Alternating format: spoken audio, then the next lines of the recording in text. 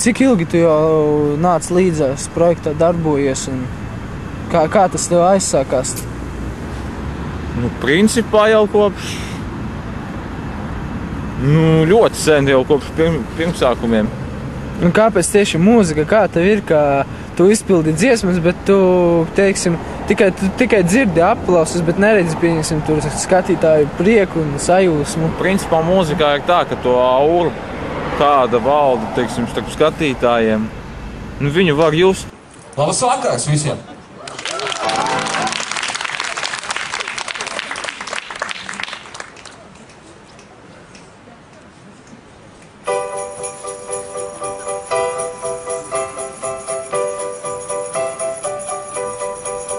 Sniedziņš krīt, mums visapkārt, bērniem prieki, smieklis skan.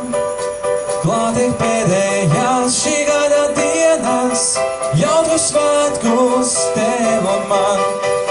Laiks ir svinēt un bēdas aizmirst, skumjā mājās neienākt. Pārsteigumus mīļus kursus dāvāt, dziedāt, laiks ir sākt.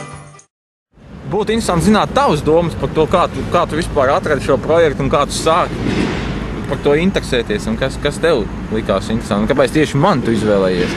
Kāpēc tieši man uzrunā? Bija tā, ka par projektu nāca līdzās, es dzirdēju no labajiem darbiem, kad mēs konkursā centāmies iegūt finansējumu.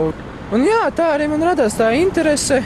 Man pašam ir bijuši gadījumi, es jau ne tikai projektā nācu līdzās piedalos, vispār es esmu daudz piedalījies.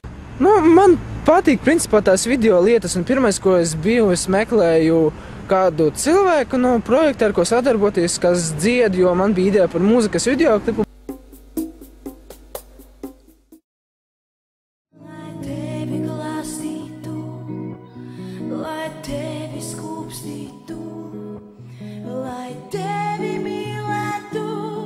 Citos pasākumos atkal ir tā, ka tu aizēji un jau tā aura, tu jau sāc dziedāt, tev jau dzied līdzi vai pat nedzied, bet jau ir tā reakcija tāda, ka tur nevajag redzēt, jo mūzika jau vispār izjūt ne tikai ar acīm, bet arī ar sirdi, kā saka.